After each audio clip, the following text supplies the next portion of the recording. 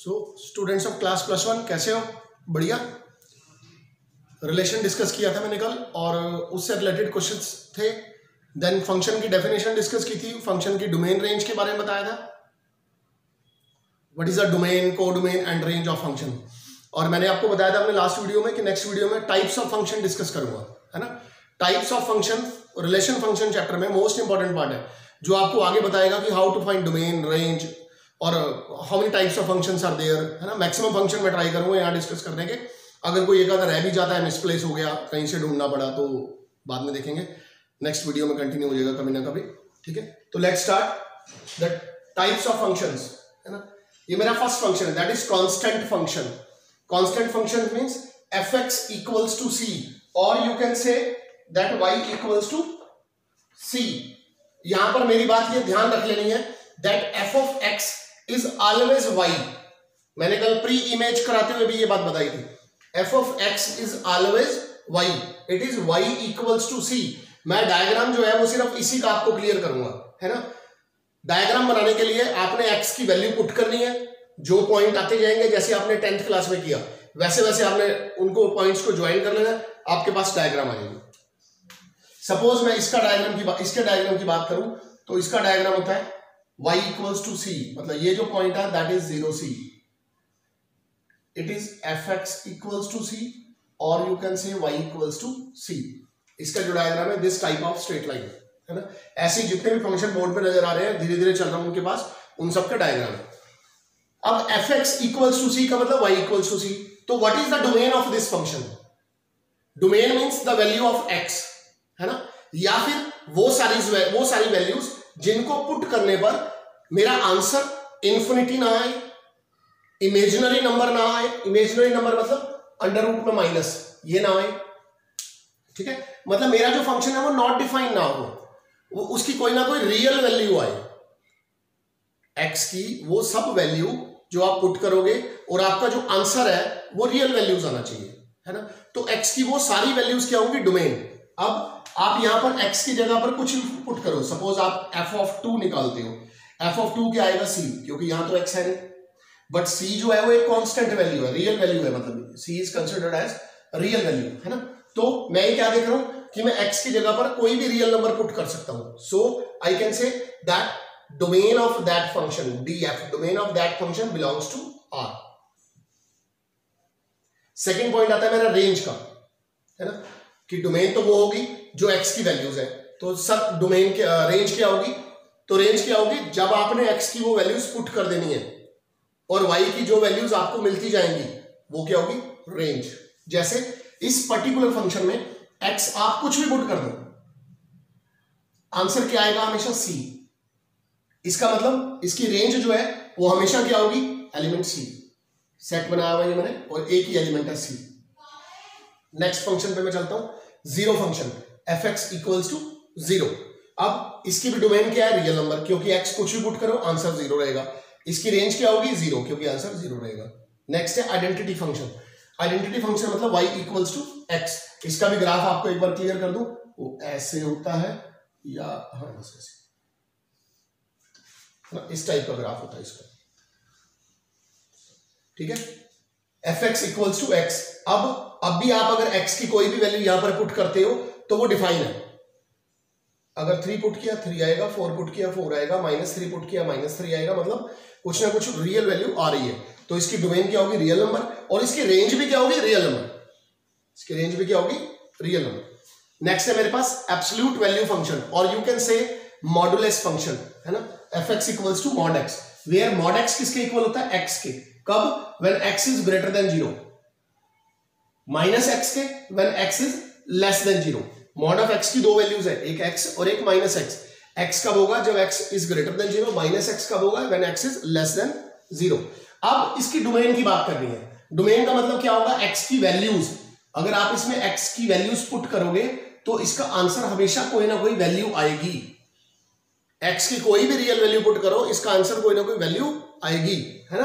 तो इसकी डोमेन क्या होगी? Real number. बट इसकी रेंज क्या होगी? आप x कुछ भी पुट कर लो इसमें, मॉड से निकलने के बाद वो पॉजिटिव हो जाएगा। अगर आपने -4 भी पुट किया वो भी पॉजिटिव हो गया। आपने 0 पुट किया तो वो 0 रहेगा। इसका मतलब नेगेटिव वैल्यू पॉजिटिव बन जाएंगी, पॉजिटिव वैल्यू पॉजिटिव बन जाएंगी, 0 0 रहेगा। तो इसकी रेंज क्या आएगी? 0 टू इंफिनिटी। 0 पे मेरा क्लोज्ड इंटरवल है। क्यों क्लोज्ड इंटरवल है? क्योंकि 0 भी आ सकता है जब मैं 0 पुट करूंगा। मैं 0 क्यों पुट करूंगा? क्योंकि 0 इज अ रियल नंबर, वो इसमें होगा, है ना। जब वो वैल्यू पुट करूंगा तो इसका आंसर 0 भी आ सकता है। So it's range is 0 to infinity. Next fifth function है मेरा सिग्नम फंक्शन, है ना। सिग्नम फंक्शन है fx इक्वल्स टू दिस। कब? जब x is not equal to 0। और fx इक्वल्स टू 0 कब? जब x इक्वल्स टू 0, है ना। अगर यहां पर x 0 पुट करूंगा 0 बाय 0 आ जाएगा। 0 बाय 0 डिफाइन नहीं है। 0 by 0 is also not defined. 0 by 0 is also not defined, है ना। तो यहां 0 पुट नहीं करूंगा। जब मेरा x 0 के इक्वल होगा तो फंक्शन की वैल्यू किसके इक्वल है? 0। जब x में 0 इक्वल होना है तो फंक्शन की वैल्यू किसके इक्वल होगी? 0 की। अब इसकी जो डोमेन है वो रियल नंबर है। क्यों रियल नंबर है? आप कोई एक वैल्यू पुट करो। सपोज आपने 7 पुट किया। जब आपने 7 पुट किया तो इसका ये मतलब हुआ कि x जो है वो 0 नहीं है ना। तो मैंने कहा किस में पुट करना है? इसमें। जब यहां 7 पुट करूंगा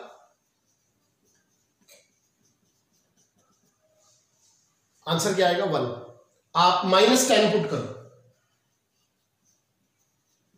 -10 मॉड से निकल के 10 हो जाएगा -1। यहां मैं आपको यह बताना चाहूंगा कि आप कोई भी वैल्यू पुट कर सकते हो, इसका कुछ ना कुछ आंसर आएगा। सो इसकी डोमेन क्या होगी? Real number. लेकिन जो रेंज होगी, मतलब इसके जो आंसर्स आएंगे वो हमेशा क्या होंगे? 1, -1 या 0। क्योंकि जब आप 0 पुट करोगे तो आंसर 0 आएगा, यहां क्लियर दिया हुआ है। जब आप कोई पॉजिटिव वैल्यू पुट कर रहे हो तो आंसर 1 आ रहा है। जब आप कोई नेगेटिव वैल्यू पुट कर रहे हो तो आंसर -1 आ रहा है। सो इसकी जो रेंज है दैट इज -1, 0 एंड 1। इस तरह मैंने डोमेन और रेंज फाइंड करनी है। This is the way to find the domain and range. आगे जब मैं चलूंगा तो फंक्शंस बड़े होते जाएंगे जब मैं इनके क्वेश्चंस करूंगा, है ना। तो उसमें डोमेन और रेंज के थोड़े से डिफरेंट मेथड है, बट बेसिक यही सही है। ये मेरे 5 टाइप्स के फंक्शन है। और भी डिस्कस कर रहा हूं, लेट्स सी।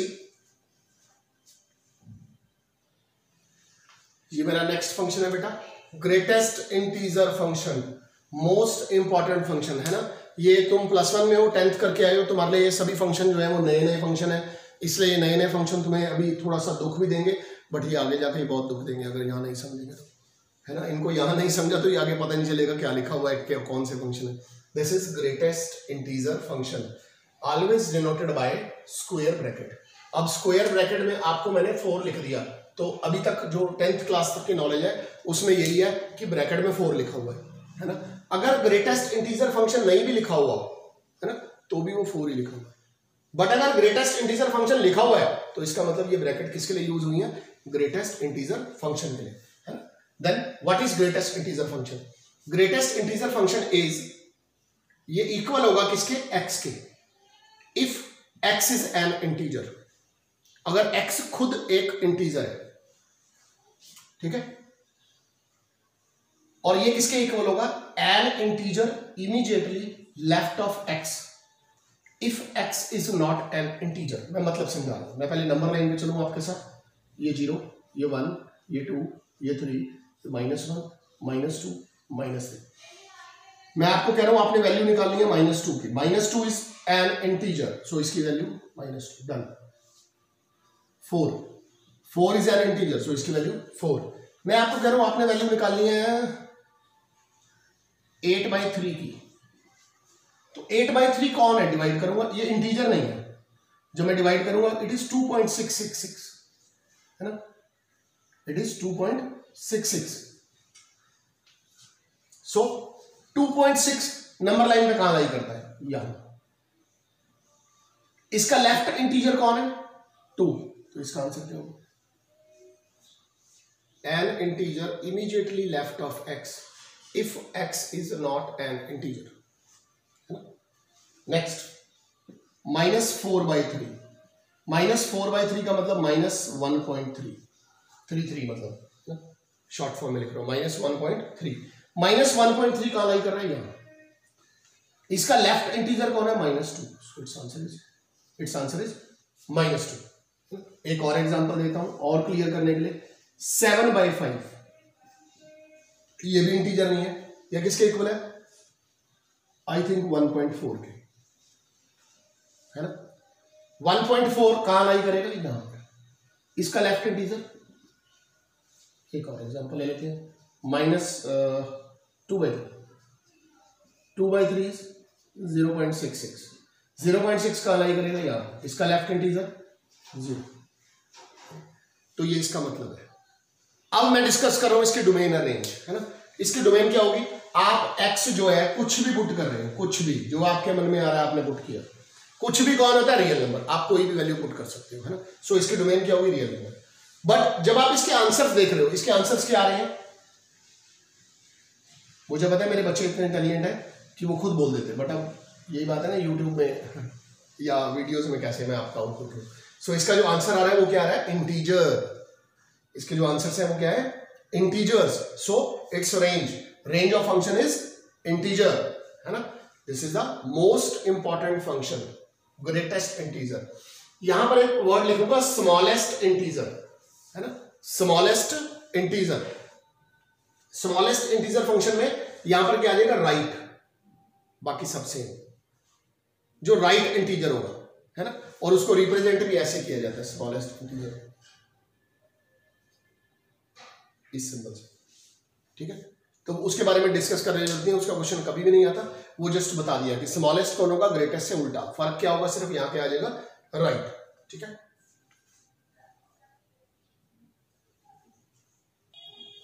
नेक्स्ट है मेरे पास students fractional part function. Fractional part function, मुझे मेरे एक्सपीरियंस से याद है कि एक ओलंपियाड के अंदर मैं स्टूडेंट्स लेके गया था, ओलंपियाड में एक फ्रैक्शनल पार्ट फंक्शन आ गया, है ना। तुम्हारे एकेडमिक में बहुत रेयर मोस्ट चांस है कि ये क्वेश्चन ऐसा कुछ पूछे, बट कॉम्पिटिटिव में जब बैठोगे मस्ट ये जरूर पूछेगा इसमें, है ना।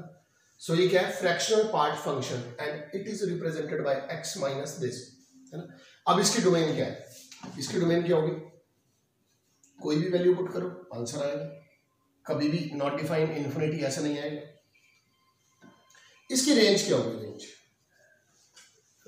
इसकी रेंज के लिए मैंने वैल्यूज पुट करनी है, मैंने कहा कोई भी वैल्यू पुट करो, हम 0 पुट करते हैं, 0 पुट किया 0, 0 पुट किया 0, 0, हम 1 पुट करते हैं, 1 माइनस 1 0, क्योंकि ये ग्रेटेस्ट इंटीजर है, ये इंटीजर है, 1 माइनस 1 0। अब मैं डेसिमल में चलता हूं, है ना, या नेगेटिव वैल्यू में चलते, पहले -2 पुट किया, -2 ग्रेटेस्ट इंटीजर में -2 रहेगा 0, तो बार बार 0 आ रही है, 0 आ रही है, ठीक है। इसका मतलब पॉजिटिव वैल्यू पुट करूं, नेगेटिव वैल्यू पुट करूं, आंसर 0 आ रहा है, इंटीजर, है ना, तो यहां मैं 0 लिख रहा हूं। अभी वैसे मुझे लिखना नहीं चाहिए था क्योंकि मैंने डेसिमल वैल्यू पुट करनी है। अब मैं 1.2 पुट कर रहा हूं,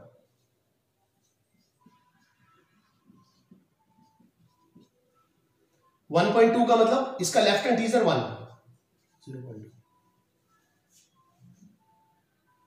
अब मैं -4.3 पुट कर रहा हूं,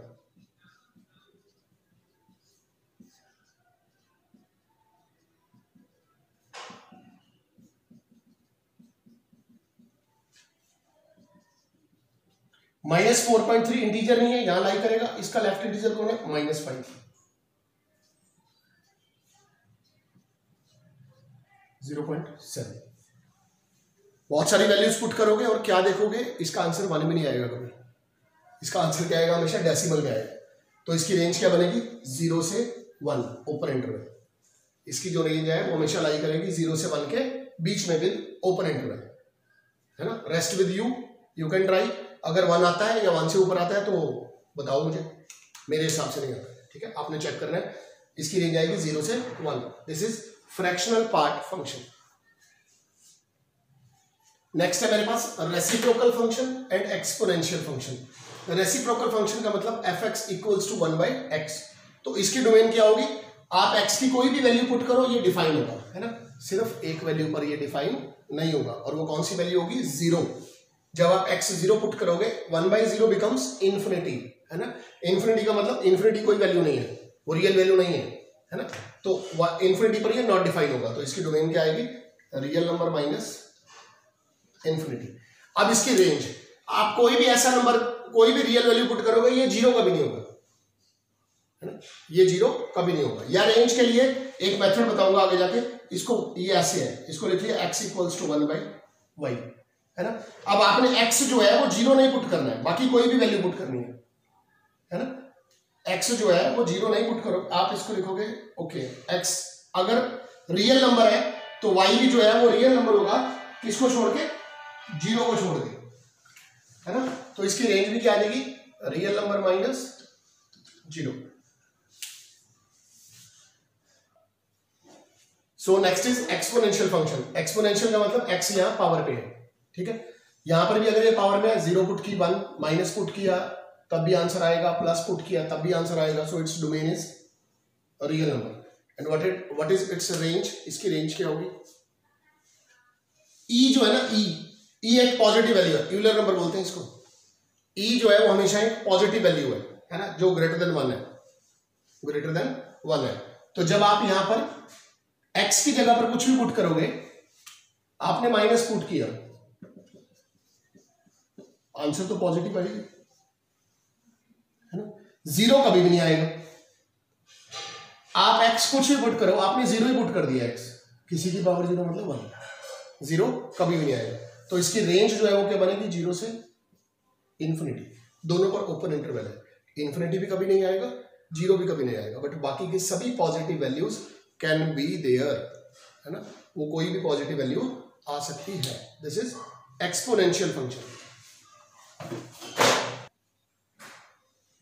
नेक्स्ट है स्टूडेंट्स, मेरे पास मोस्ट इंपॉर्टेंट फंक्शन है logarithmic function and most useful in +1 +2। Logarithmic function that is fx equals to log x when x is greater than 0।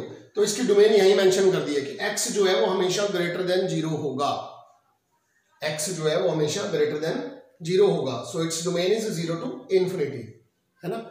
और जब आप x ग्रेटर देन 0 पुट करोगे तो इसके अंदर इसका जो आंसर है वो नेगेटिव भी आ सकता है ना।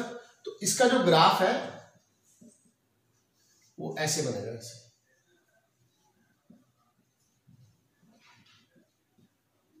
y equals to log x, 0 भी आ रहा है, x एक्सिस के ऊपर y की वैल्यू 0 होती है, और ये पॉइंट कौन सा होगा, 1 0, है ना। ये फंक्शन ऐसे तो इंपॉर्टेंट है ही है कि ये लॉगरिथमिक फंक्शन होते हैं, इसको log से लिखते हैं। पहले इसको log से क्यों लिखते हैं, लाइक 2 की पावर 3 इक्वल्स टू 8, इसको आपने log में लिखना है। आप लिखोगे log base answer this,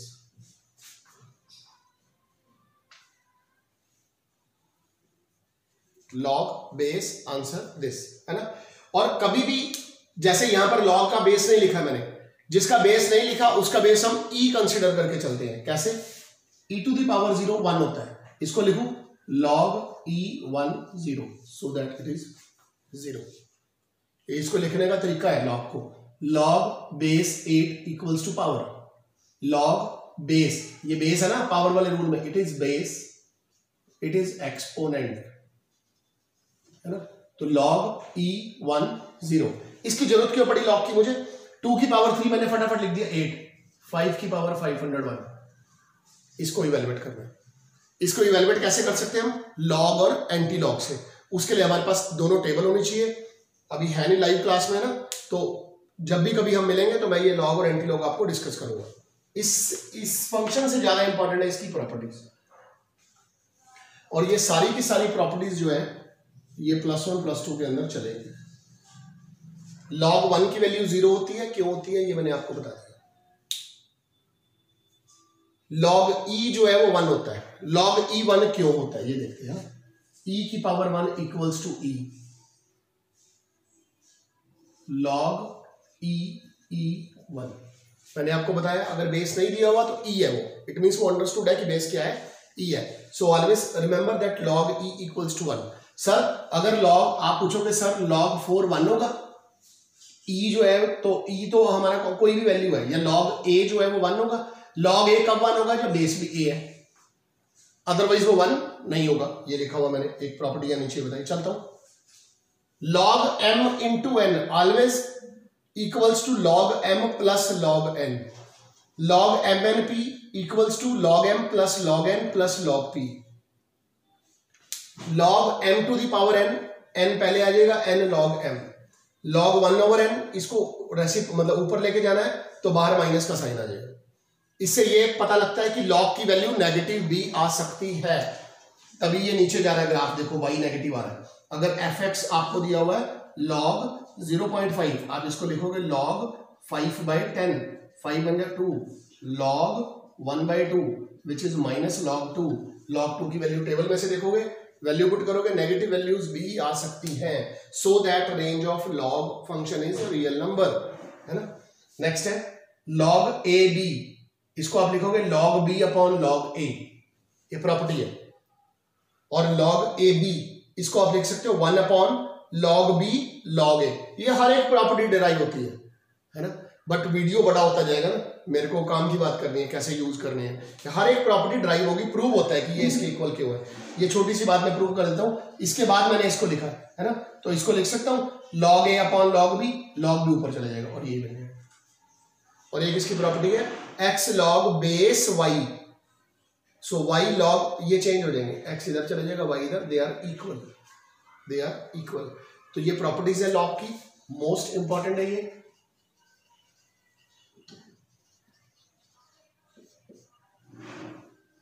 logarithmic function है मेरा।